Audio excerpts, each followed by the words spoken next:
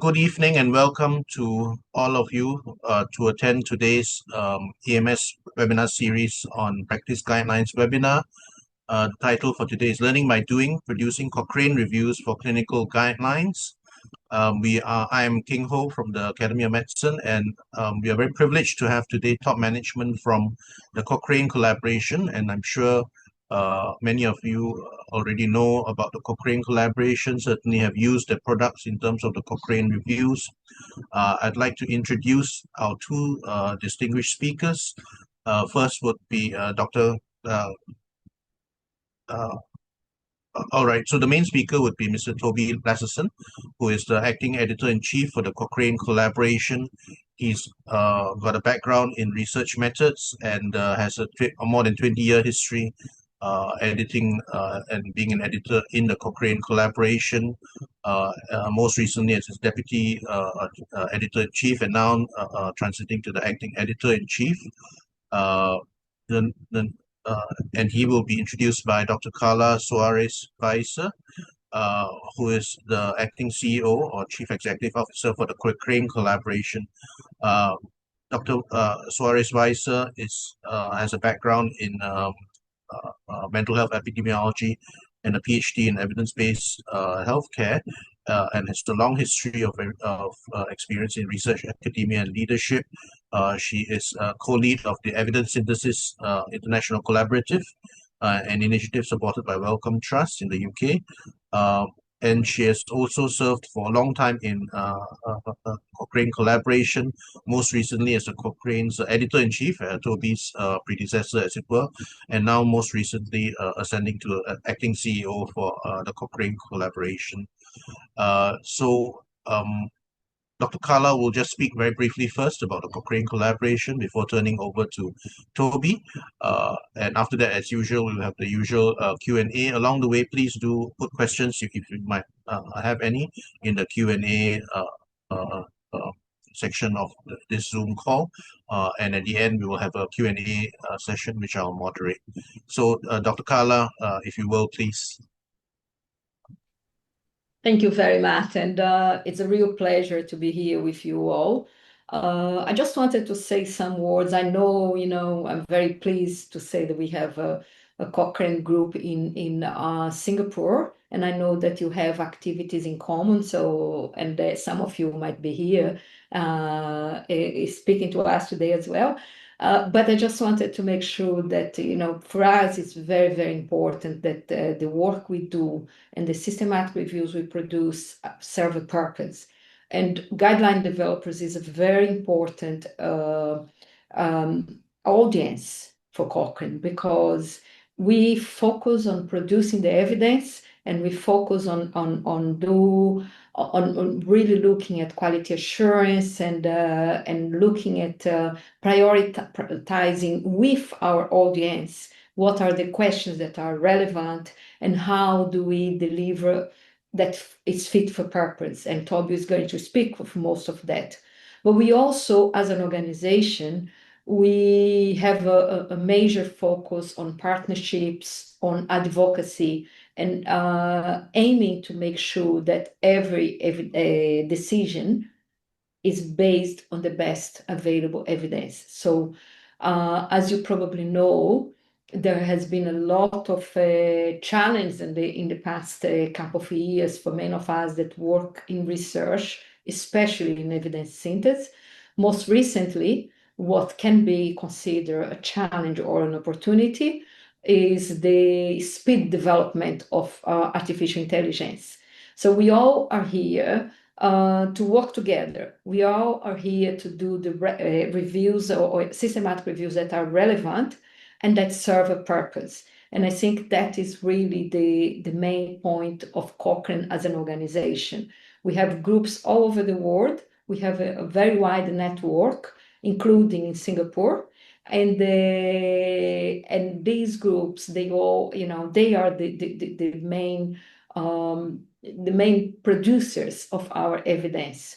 So centrally, we are responsible to look at quality assurance, look at training, and make sure that we deliver on our mission, that is that every a decision is made on the best available evidence.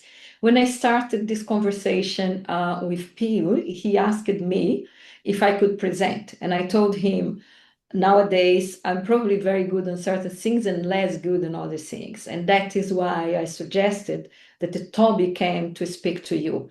Toby has been my deputy since I started as an editor-in-chief. He is really excellent on critical appraisal, on quality assurance, on challenging ourselves to do better, and including to really prioritize the right reviews. I'm assuming that he's going to speak a little bit about our scientific strategy and the key areas that we are working going forward. And we very much look forward to work with many of you in the future, through our central team or through the Cochrane Singapore. We welcome your participation and your support in what we do. So without further ado, I'm going to pass it on to Toby, because I think you're going to see that it's a very good match for what we need. Thank you very much. Thanks very much, Karla. I'm just setting up the display, so hopefully you can see my slides. Okay, I'll make a start. Yeah, Toby, Karla, thanks for. I don't know. I can't see your slides. I don't know if everybody can see the slides. No, you need to share them, I think. Okay, let's try again. I'm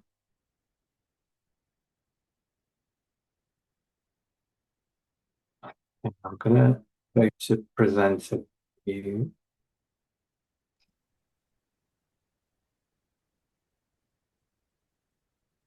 Okay, can you see them now? Yes. Yes, perfect. Thank you.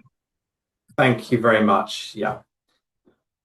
Karla, thanks very much for that introduction.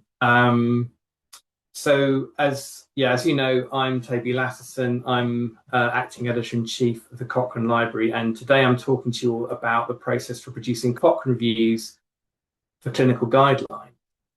Now, I'll just briefly start with an overview of the session. There are three main areas.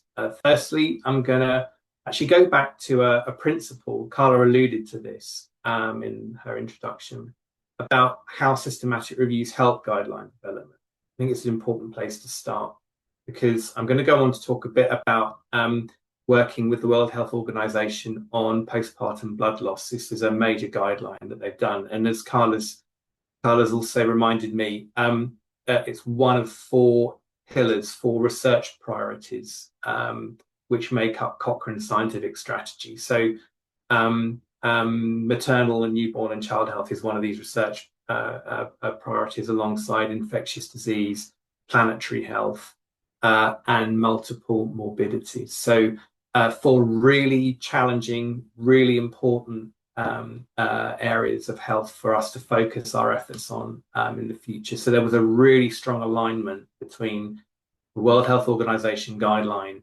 on postpartum hemorrhage and our own scientific strategy, so our commitment to that area.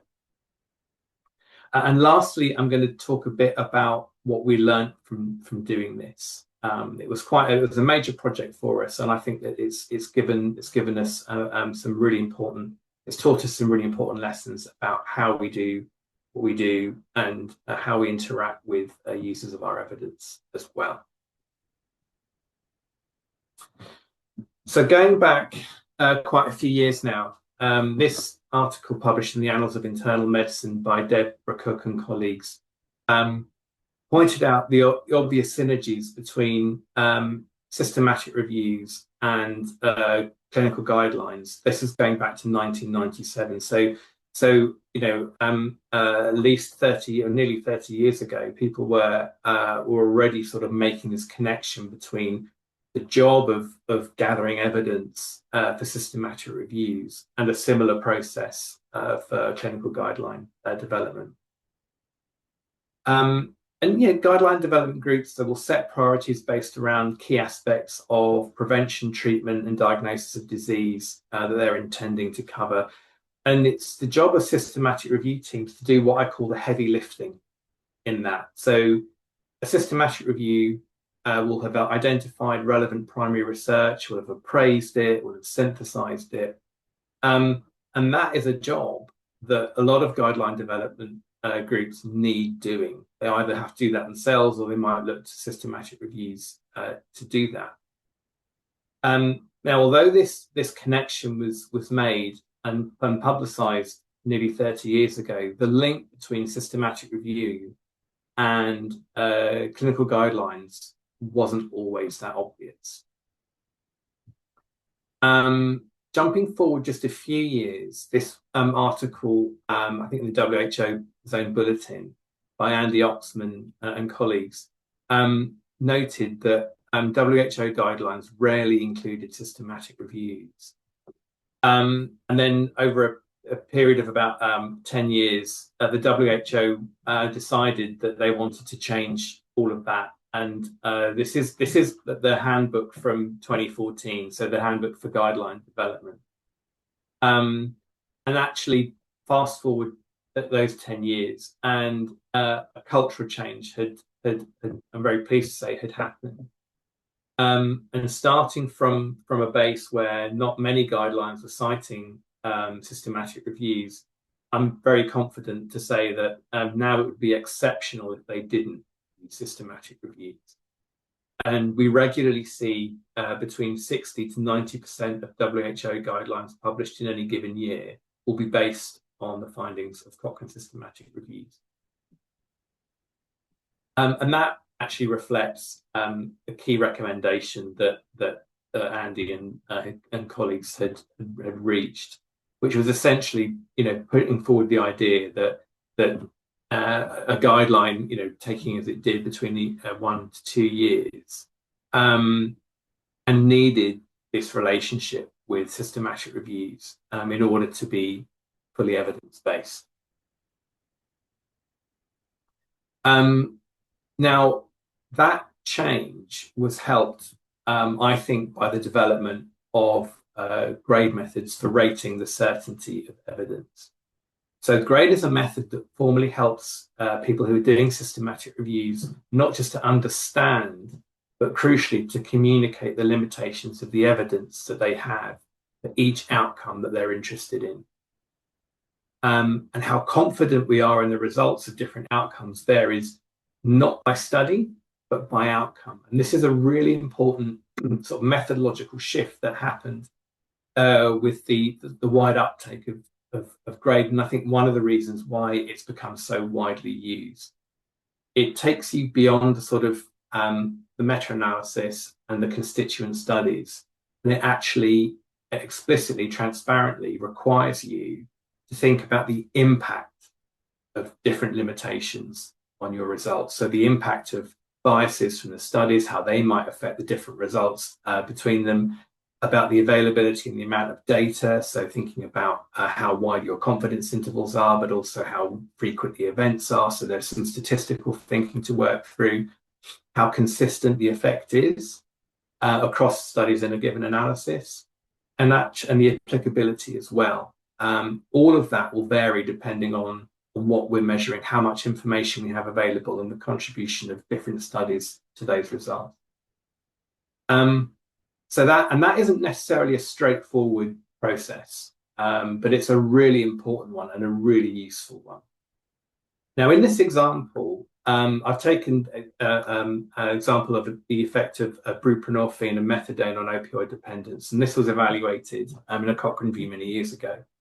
And the authors rated the strength of evidence to be moderate for a similar effect on these two medicines and their impact on subsequent morphine and cocaine use. So the grade system means you land in one of 4 places. You have high confidence in a result, moderate, low, and very low. And all of that depends on all the different downgrading decisions, how you assess the impact of those biases, those limitations on the evidence. And depending on how many and how severe you think those impacts are, your confidence in the result will end up being between very low and high. So rating confidence in the results of systematic reviews helps guideline groups to understand the applicability of those results to the treatment recommendations they're developing, how they're going to use them. And in this particular example, this translated to a strong recommendation for the use of methadone.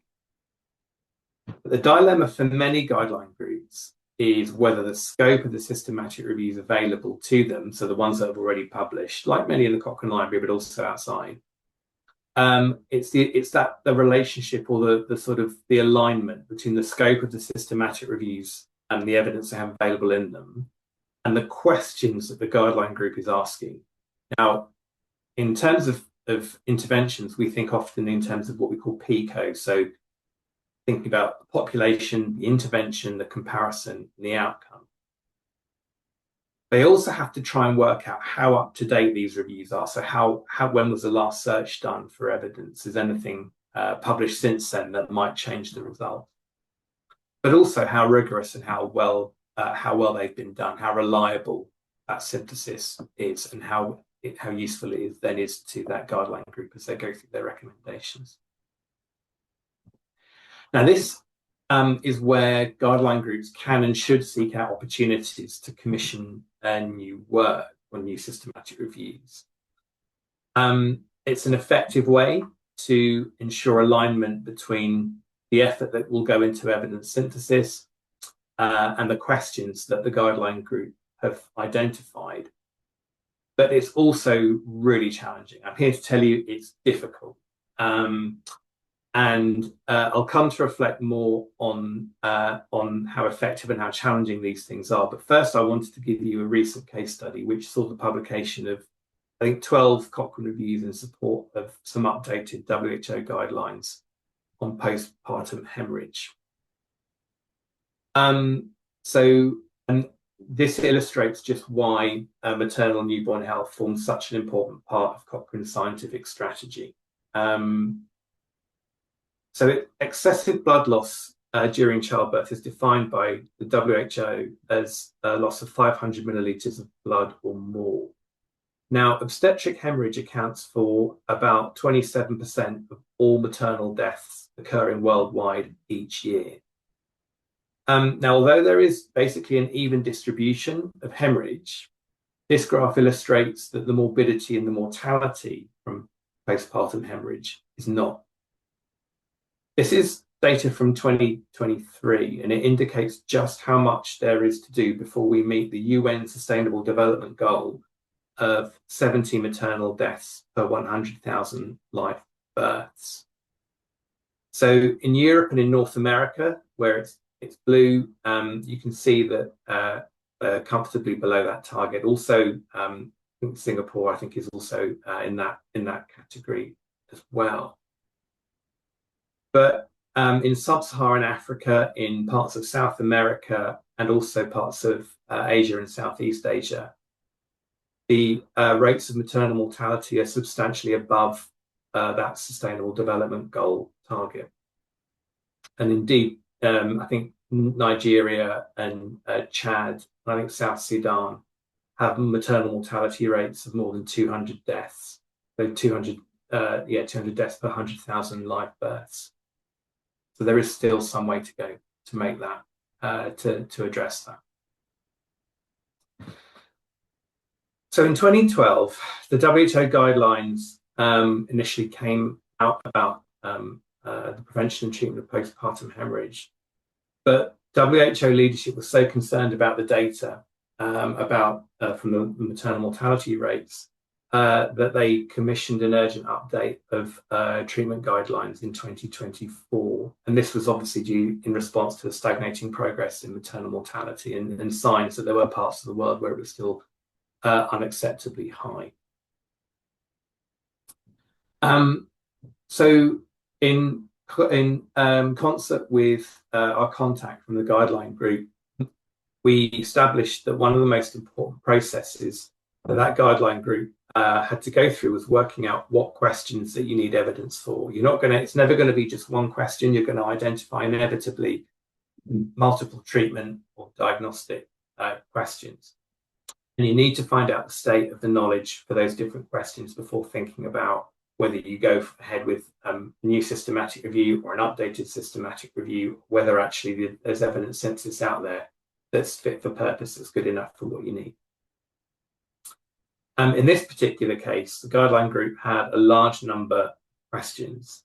And working with our contact from the WHO, we mapped them to our own version of systematic review questions, which covered different stages of pregnancy and labour, such as diagnosis, at the point of delivery, medical and surgical approaches to treating postpartum hemorrhage, comparative effectiveness of different medicines, but also health systems evidence around implementation of effective strategies as well. And I think what really helped them do this work and helped us also was the fact that because we've published a database, we've organised content in ways that make mapping exercises like this feasible. It helped to be able to work out what was done already, what was up to date, and what needed to be started from scratch as well. Oh, sorry. Okay, move on to the next slide. As with many projects that involve working with the World Health Organization, the timelines for us to deliver all this work were incredibly tight. The process to update the guidelines started in April 2024. There have been 3 guideline panel meetings in that year, the last one held December. Now, we're associated with rigor. Cochrane is associated with rigor, but we're not necessarily known for our speed. So we had to think quite carefully about what steps we could maybe abbreviate, and also think about the importance of coordination and communication across different teams. So it became quite a complex process to oversee. But ultimately, we needed to make sure that we could deliver the guideline groups the evidence that suited their purpose. But we also had to make sure that we weren't losing anything on our own standards. So we had to be confident in the evidence that we were giving. The question that we ended up grappling with was not whether we should try and do this, but how were we going to do it? So I'll talk first a bit about what I'll call the enablers. So these were things that we had pretty much in place. I think what was important in working with the guideline group was establishing clarity over what they needed from us and when it was needed. So we were trying to deliver batches of different reviews for sort of in-time decision making. I think one of the great things about looking across the relevant content from Cochrane's side was being able to see really a great similarity of methodological approach. We had a common protocol, so we had similar approaches to things like the appraisal of the evidence. We had similar outcomes for a lot of the treatment questions, and also for the condition of interest, the population of interest as well. So these were sort of quite fixed and were consistent across the different reviews that we did. We also ensured that we had a responsive methods team that was able to work collaboratively with the different author teams that had been assigned the work by the World Health Organization. And we also had a lot of editorial support from Cochrane's side, which ensured that we had expedited editorial timelines. And we also had access to a team of information specialists who were able to conduct searches for us, and that proved to be quite an important point, as I'll come to show you. We also had quite an engaged and sort of large pool of authors who were working on different reviews, and they were able to dedicate the time that was needed. And that engagement was also mirrored by the engagement from the guideline team. And we worked sort of iteratively, collaboratively, and to make sure that the delivery of the evidence synthesis that we had was in time and met their deadlines. Sometimes when we talk about support for Cochrane reviews, we talk about it in quite a vague sense. And I've alluded to it a bit already, but I think there were three really important points to really draw out here.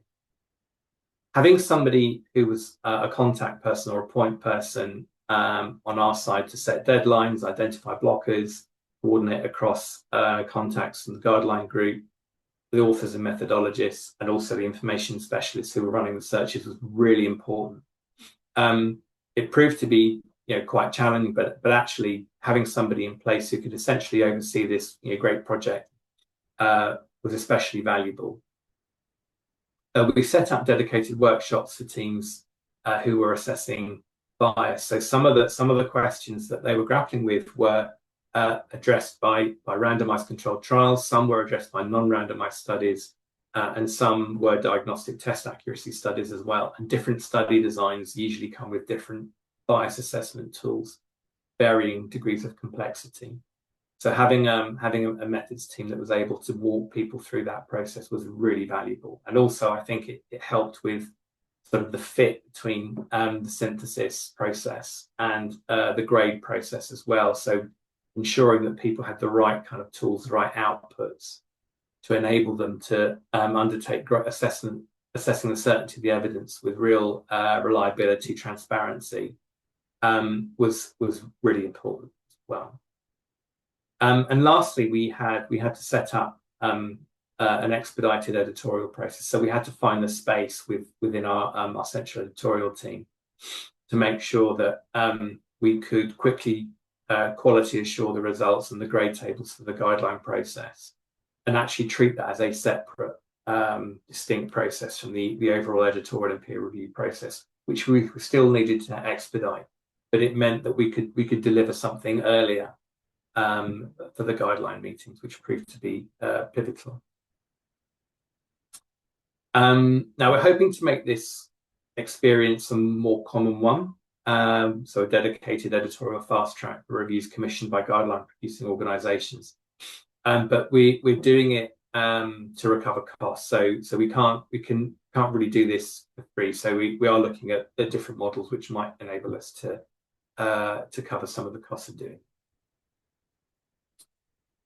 Now, the challenges that we encountered in doing this process, there were a few. So there were missed deadlines, and we realised that actually producing in-time synthesis is hard to realise. You should aspire to it. It doesn't stop you having that ambition.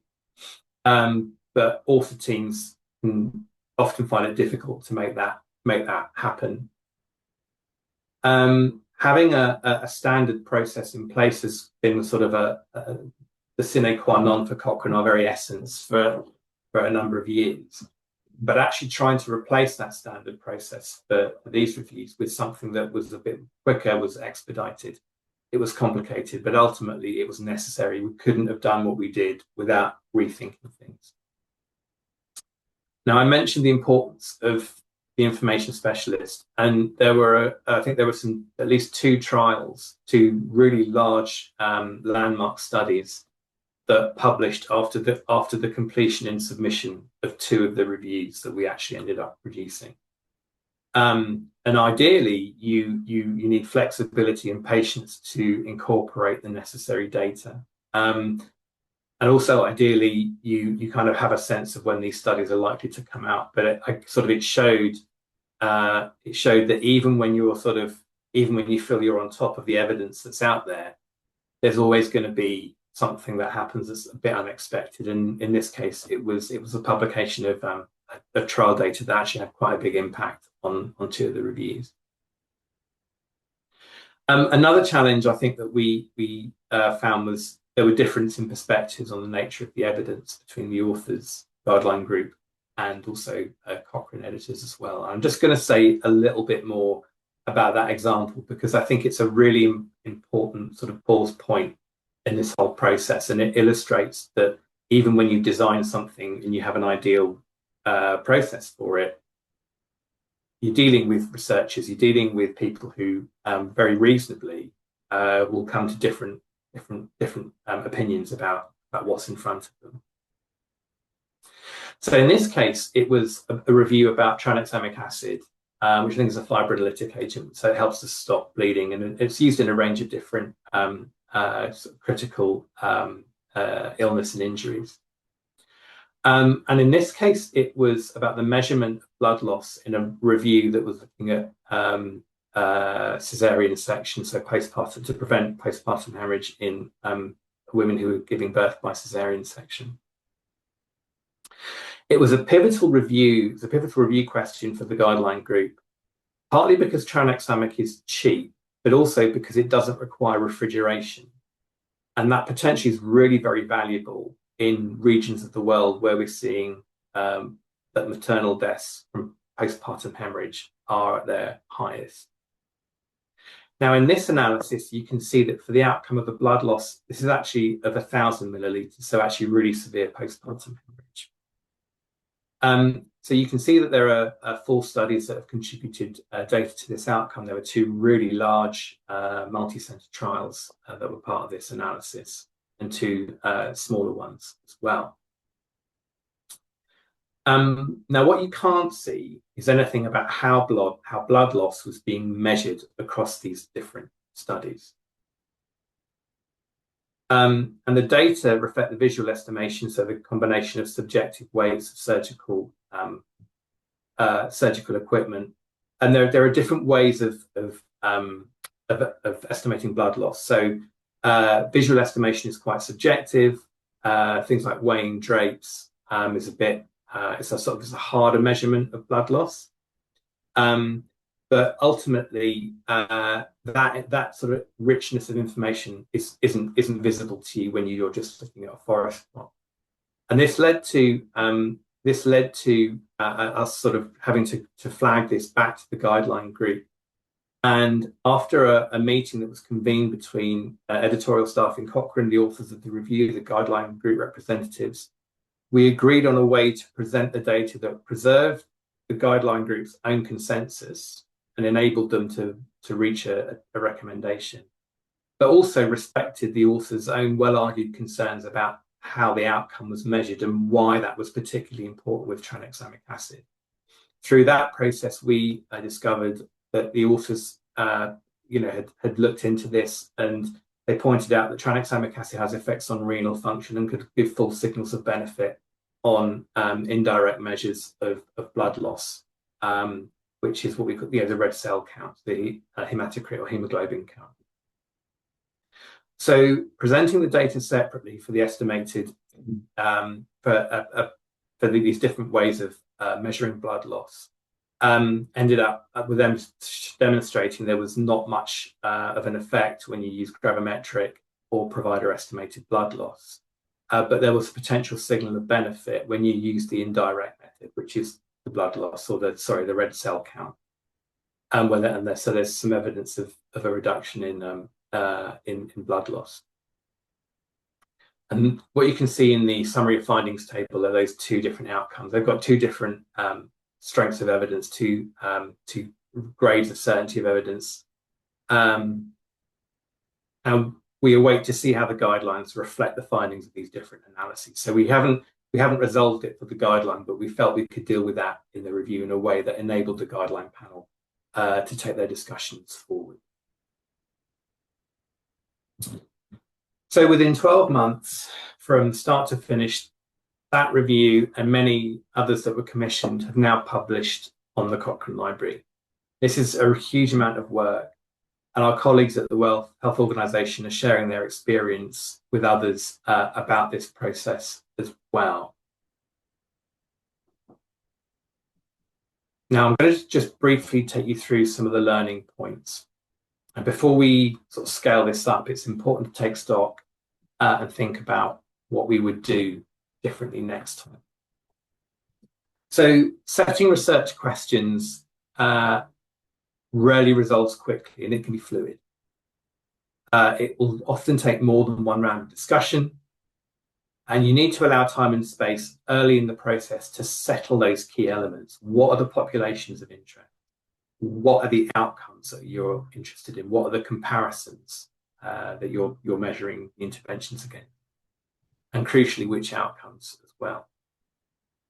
And these things need to be also we need to think about the methodological approaches as well, which guideline groups, being the multidisciplinary panels that they often end up setting tensions between our guidance and what our author teams often prefer to do. So guideline groups like to identify lots of subgroup analyses, and systematic review teams are often quite constrained with the data that's available to them. Anyone that's done a systematic review will often tell you that doing a subgroup analysis, it's like it's an intention that you keep with the data, but you never seems able to really follow that through unless you have enough studies and enough information available to you to really help you do that. So although the guideline groups want lots of subgroups, we rarely have the data to be able to do that. So the question, maybe it's on a per review basis, is what could you compromise on? What would you do for the guideline group? But what would you think about for the publication of the review? Funding is crucial. Money can buy people's time, and in our case, that meant that the teams that were awarded funding could work quickly. They could protect some time from their academic and clinical work, and work quite quickly. Some reviews are more complex than others, and they might need a specialist input to deliver them on time. But if you are looking to get systematic reviews completed for a guideline group meeting, the thing I really would want to stress is that it's not necessarily less work. It's usually the same amount of work, but it's just crammed into a much shorter time frame. Always factor in delays. Nothing arrives early. Expect teams to deliver late or maybe on time, but never beforehand. And this actually is important. I think that they've got to be allowed some time to prepare reliable work, which is delivered quickly but isn't rushed. Also, I think it's important to get the feelers out and identify reviews where evidence is likely to come out between the actual process of synthesis and either the guideline meeting or even the publication of the guideline itself, and make some decisions as early as possible about how you think you want to handle that. You may want to think about deferring the evidence synthesis and maybe have that review inform a later guideline panel meeting. It may be that you want to proceed with the synthesis if you think that the trial is unlikely to change the results that much. Either way, it's important to have an informed decision about that up front, where you can identify this. Some teams that we work with, they've got strong method skills or possibly strong views about the application of methods to specific questions, like the example I showed you. And you may need to have a process in place to resolve differences of opinion. That could take time, but it's worth it. You don't want these things to paralyze the process overall. It's important to stress that not all questions will have the same weight in the guidelines. Some will play a greater role than others. Maybe the question's more relevant to contemporary practice or policy, maybe with things like network meta-analysis, where you're comparing different treatments. That's like a pivotal or quite a fundamental question. And they will require more methods input. Looking back at all the titles that we ended up doing, I think I would have selected fewer to take forward as Cochrane reviews. And I'm pleased to say that actually one of the other guideline, my contact, the World Health Organization, felt that on balance, the ones that I've highlighted were the ones that I think were really quite pivotal. And I think we needed those really, more than we needed anything else. And select your publication routes carefully, and also think about what you're delivering for the guideline group. We found that actually the guideline group didn't want a full systematic review. They weren't interested in what the abstract was saying. They weren't interested in what the discussion section was saying. They were interested in the data. They were interested in the grade tables. They were primarily interested in those two bits. Those were really informative for them. Everything else was just part of a publication process, which they weren't as interested in. Managing expectations is a crucial part of this as well, and communication between different teams throughout the process is an absolute must.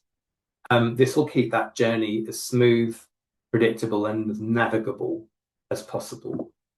And early on, it's important to keep the expectations of the guideline group you're working with well managed. So if they're not, they don't need to see a published systematic review, they'll happily settle on the grade tables and the results, the things that are going to inform the systematic review, but don't necessarily need to come in with a full package for the guideline panel to be able to meet and make recommendations. So my final thought, my final reflection on all of this, before we take questions, is a reminder about today's presentation was about producing evidence synthesis for guideline groups. And it definitely underpins guidelines. They had a fundamental role in the WHO PPH guideline that I walked you through. But ultimately, they're one piece of the puzzle. They'll tell you about the state of knowledge. They can, for a specific question, but they won't tell you how the evidence should be used or determine their relevance to local context. And guideline panels need to draw on multiple sources of knowledge to formulate evidence-based recommendations. Systematic reviews are a pillar, but they're not the only one. Thank you. I look forward to taking any of your questions. Thanks so much for that. Very interesting talk, Toby and Karla before that.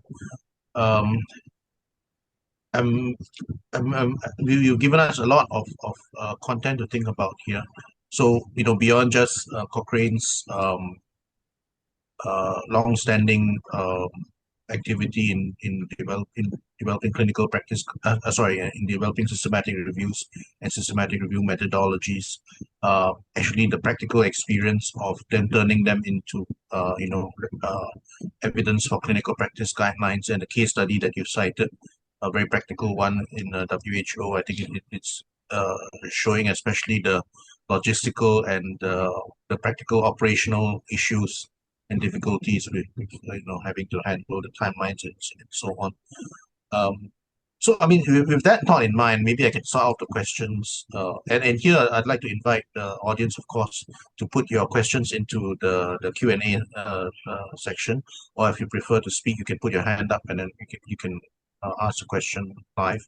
But ahead of that, I'd just like to ask, so if let's say one were in a guideline development group and one was hoping that there would be a Cochrane review that helped to identify a particular question that you had for your guideline, and it didn't exist, right? So obviously, your options are limited. Most likely, you're probably going to have to go and do that review yourself to get the evidence base in time for your work group. But if let's say there was that people were planning ahead, they had that runway, right? Is it possible to kind of like submit a list of a wish list to a Cochrane, saying that maybe in a couple of years it'd be nice to have this review out, if anyone would like to kind of like vote on which topics they would like to see reviews come out on. Is that possible? I mean, I mean, we have a process in place which would probably involve. I mean, we might have to do this over email, but there isn't a sort of a formal process for people, I think, to submit ideas for reviews. To be honest, I'm really interested when a guideline is panel's meeting and they've identified a gap. That's potentially a really useful signal for me, and it certainly would help thinking about sort of the breadth of coverage and the depth of coverage we have across the Cochrane library. I mean, it's one of the sort of the situations that we face. Karla alluded to challenges in evidence synthesis, but I think one of the things that I feel we because of the sort of difficulties that we're going through globally with evidence synthesis, I think now more than ever, getting that relationship with a guideline group to identify the most important areas, it's really important now if it wasn't before. Great. Actually, I could mention at this point maybe a bit of advertising for Cochrane in Singapore, just to mention that it's actually hosted by the Singapore Clinical Research Institute, as many of you probably already know. And I think I do see Edwin and Lu Ming from there in our audience today. So shout out to the local Cochrane branch in Singapore. And of course, you can always get in touch with them if you want to engage Cochrane. Okay, I'm just going to mention in the chat this comment did come up talking about that slide that mentioned the different systematic reviews for the postpartum hemorrhage guideline. It said there was one item that says antepartum IV iron to prevent postpartum hemorrhage.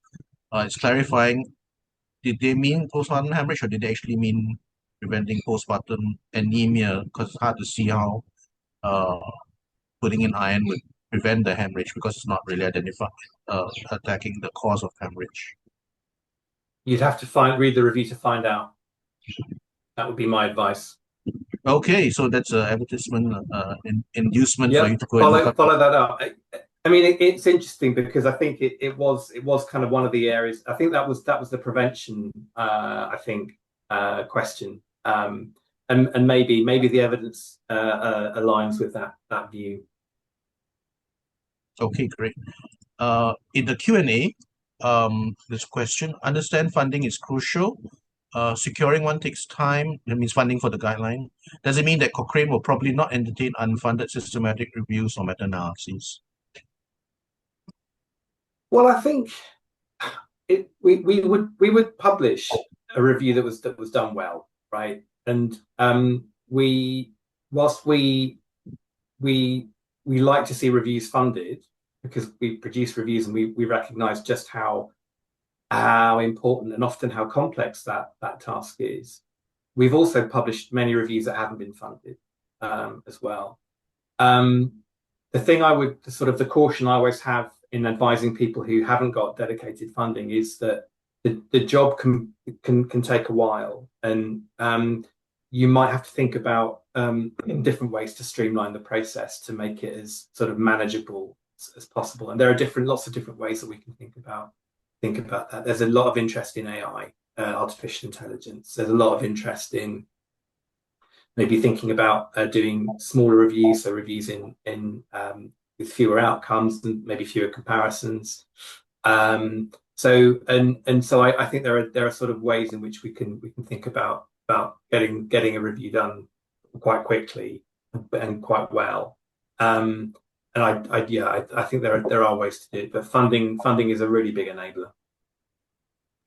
Can I just add that is a very good point in terms of also having a local Cochrane group, because I've seen that they run webinars and workshops on how to prepare a protocol, how to prepare a systematic review. A lot of what we see from people that, if you don't have the appropriate training, then the review will come and will have challenge because that was not appropriate. So if you really intend to do a review, please reach out to your Cochrane Singapore and ask for support, because and I've seen already that they do it frequently and they are the best position to make this local support. Excellent. There is a mix of local support, as Karla said, so training, but also we have software, we have guidance as well, which we manage those resources essentially. Another question: how do we minimize subjectivity in the grade for the studies? Okay. Do I answer that one, Karla? Yeah, sure. Go ahead. Yeah, that's fine. So you can't get rid of your biases. We're all biased, right? Everybody everywhere is biased. You can't eradicate subjectivity from grade. I think this is one of the great sort of debates that around the implementation of grade that happened in Cochrane, was this sort of sense that, but this is subjective. The difficulty is with interpreting results from systematic reviews is that it is subjective. So what grade does is it I think it acknowledges the fact that you, me, Karla, everybody in this room has given a meta-analysis, given some information about the studies. I bet you we would all see something slightly different. What grade does, and I think it does really well, it has established guidance, so it gives you a framework that helps to sort of acknowledge some of that subjectivity, but give you maybe some decision rules about when to downgrade and when not to. The other thing I think that's critical is that you do it in duplicate. and also you're transparent.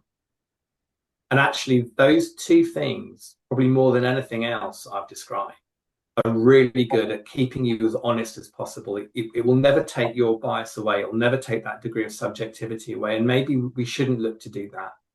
What we need to do is be transparent about where we think the limitations are and why. And when you do that, actually, you end up with, what I'll call defendable, right? Our ratings, our confidence needs to be defendable, not just sort of something that we thought up. We've got to be able to defend this. And guideline panels will keep you honest about that as well. I think if I can just also kind of add to that, which is that if you're looking in the context of the guideline development and making a recommendation, that's, I think, going maybe one more step beyond the grade part of it, because now you have to also consider the context for which the recommendation is being made. So, the same evidence might be there, but in a different context, the directness of evidence, the meaning of it to the decision maker, the cost, for example, will all be very different. And therefore, in that sense, that's not subjectivity, that's real differences in the context that you also need to take into account when making your recommendations. And that also reminds me, one of the other reviews, Uterotonic, there's a review of uterotonics and network meta-analysis.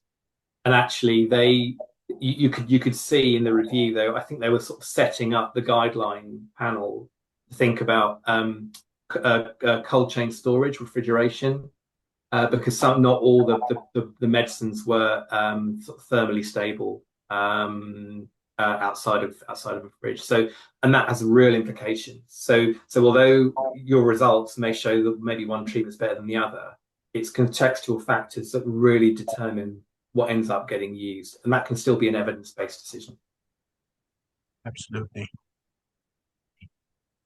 Okay, another interesting question. Has Cochrane ever reviewed environmental sustainability in healthcare? So now recognizing that, the activity of healthcare itself has got an environmental footprint, has anyone ever looked at that and talked about, different levels of sustainability in different activities in healthcare? Not yet is the answer to that question. We've got work underway, which is looking exactly at that. And planetary health is one of the 4 sort of research priorities for our scientific strategy. So it's an area that we want to see more content in. I'd be very happy to follow up with anybody that's interested in that area. Right. Okay. So on the way, as it were. Absolutely right. We have Dr. Edwin Chan. Oh, okay. So maybe we'd like to invite Edwin to say a few words. Is it possible to unmask him as well? Can show his video? We have to add him as a panelist. Go ahead, if you can. And while we're getting to it, thank you so much, Toby, for that lovely talk, and you too, Karla, for gracing this occasion. I'd just like to ask about. I'd just like to kind of maybe correct perhaps an impression that wasn't meant to be given, and that is that a great the GRADE process covers both the evidence, I guess, generation part and all that, as well as the follow-on evidence to decision-making portion, the so-called subjectivity and contextualization, and the balance between risk and benefits and all and all that. And I must quickly add that was not an impression that you gave in your talk, Toby, and all that, but it was a remark that actually Keng Ho actually made as a comment later on. So I'd just like to point out to the audience as whole that GRADE recognizes and follows on from the summary of findings tables, which is the meat of the technical work of producing which the guideline development panel actually wants, and I can sympathize with. I can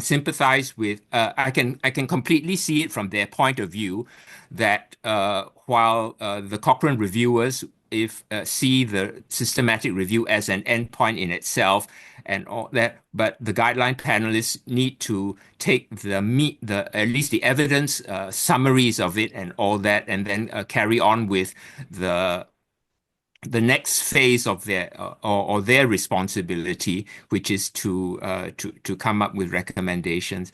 I'd like to ask about the diagnostic evidence and all that, because I guess we all know that actually the diagnostic metrics, performance metrics that are generally reported in diagnostic test results tend to be are basically all surrogates for actually patient-important outcomes, because rarely do we find RCTs for various, I guess, regimens which incorporate the particular diagnostic test. And so it seems to me that if you're going to quote, or if they're going to use evidence from these strictly diagnostic accuracy studies, they are but surrogate outcomes, indirect kind of indirect evidence or surrogate evidence, and I wonder how the guideline development team handled that. Maybe they didn't, maybe they didn't care that, they didn't. I just wonder how they how they handle the fact that, okay, the diagnostic performance accuracy might look good, at that proximate level and all that, but there's still this big black uncertainty about how it actually improves patient outcomes when incorporated as part of a treatment regimen, meaning diagnostic plus follow-on treatment management based on the results of those diagnostic tests. I wonder if you could enlighten us on that. Thanks. Well, I can enlighten you with at least one review in that suite, Edwin, that actually is looking at test and treat. So that was I think it was the one on it's diagnosis. It was diagnosis and treatment. So it had test and treat randomized controlled trials, really large. Many tens of thousands of women were recruited to those trials and then summarized in that review. And in that context, you can look at patient outcome without necessarily thinking, straining your head too much about accuracy, because it's embedded, right? It's embedded in the outcome. I think so. So that review actually was pivotal. The other reason why the other so there was another diagnostic test accuracy review, which was really important for the guideline panel. And it was to do with that tranexamic acid example that I gave, where this whole sort of approach around, there are different ways we think about blood loss as an outcome, but we don't always think about what are the different measures. How are you measuring that? 500 ml is like, well, it's 500 ml. I can pour 500 ml of fluid into, but actually, in the context of a birthing suite, that's a really difficult thing to measure with any great exactitude. So I think that diagnostic review actually was trying to address a really important grey area around not the definition of blood loss, but actually the ascertainment of severe postpartum hemorrhage. So I can't speak to what the guideline panel have made of it, because the recommendations aren't there yet. But I'm really interested in how they are going to manage that. The reviews highlighted really important uncertainties, and actually some really important, really sort of quite definitive findings as well. And I think the panel will have to sort of take all of that in the round.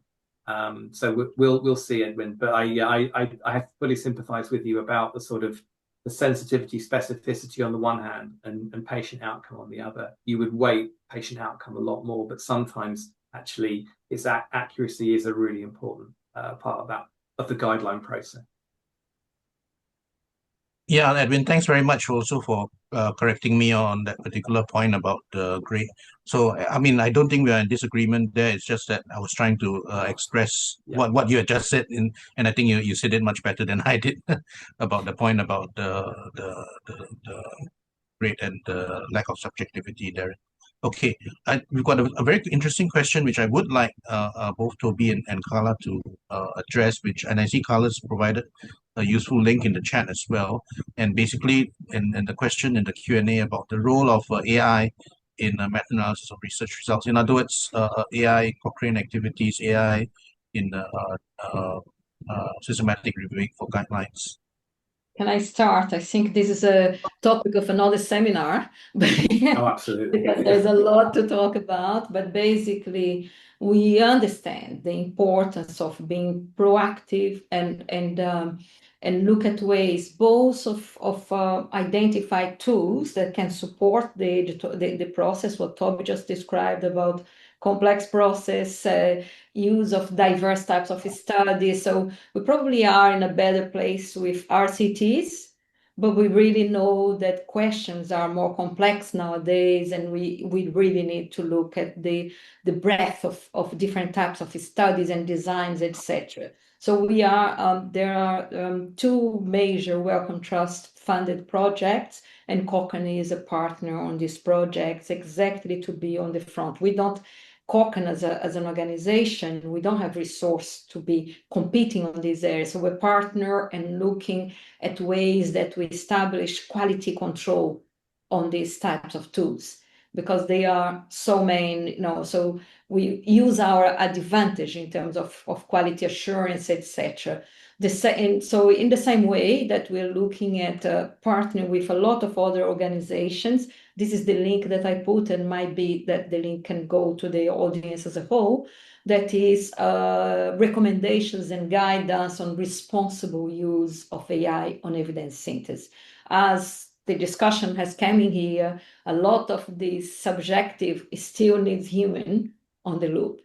So let's not think that AI is going to do everything for us, but let's be very proactive using AI so that we actually doing the best thing and facilitating the process. So it's really very much an evolving task for the whole world, obviously, but in terms of evidence synthesis, a lot of institutions are getting together to try to accelerate this process.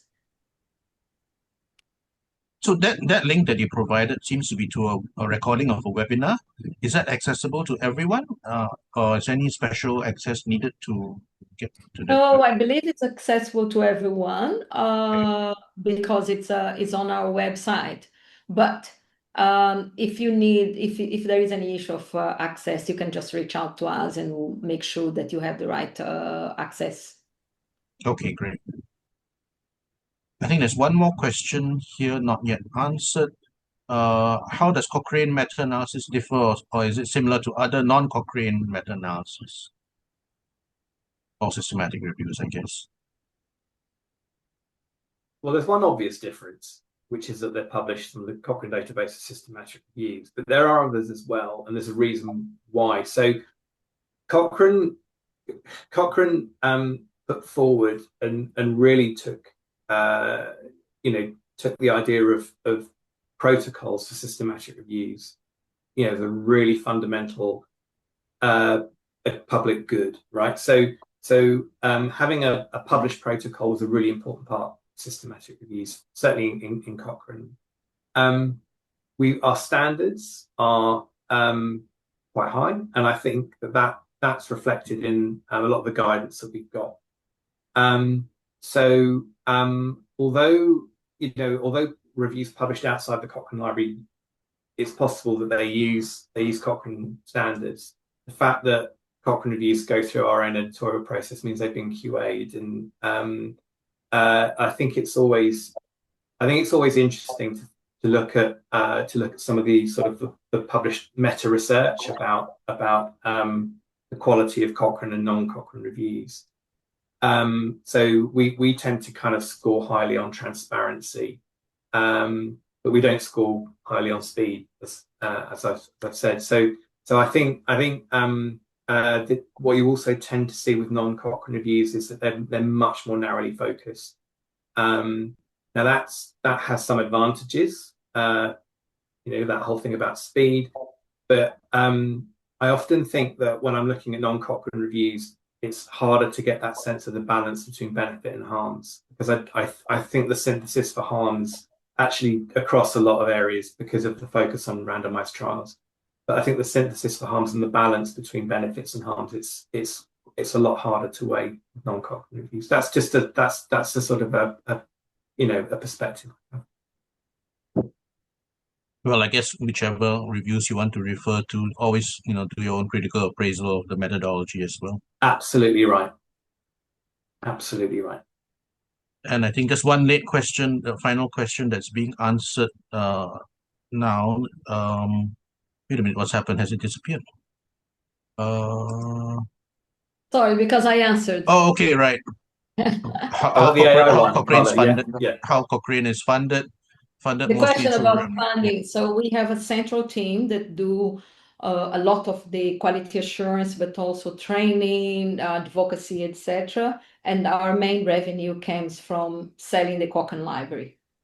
But we have, as I mentioned before, groups all over the world, and they are self-funded. So they will have funded from the government sometimes, or from research institutes another time, or they will have in-kind fund with from different activities. Okay, great. So I think that kind of like brings us to the end of the questions and the end of today's session. Thanks very much to those of you who stayed far beyond the 7 o'clock end time. Thanks for spending that extra 10 minutes with us. We do appreciate the feedback from all of you. So please do use the QR code, use the link, let us have your feedback, especially in terms of future topics that might be included in this webinar series on clinical practice guidelines. So just to end off again with a final thanks to our speakers, Toby Lasserson and Dr. Karla Soares-Weiser. Thanks again for your expertise. I think we've got a very good overview of Cochrane's role in clinical practice guidelines now. Thanks very much for that. To the audience, I think one of the points that Toby mentioned, of course, was how critical funding was to clinical practice guidelines. So that's a good signal to me to do a bit of advertising, because the call for our in the Academy of Medicine to the different colleges and chapters for the funding for guidelines, the second call for this year has just gone out. So if you've got any guidelines that are on the way and that you might need funding for, please do check through your colleges and chapters, because there is funding available from the main Academy of Medicine as well. So just look in through your colleges for details about that.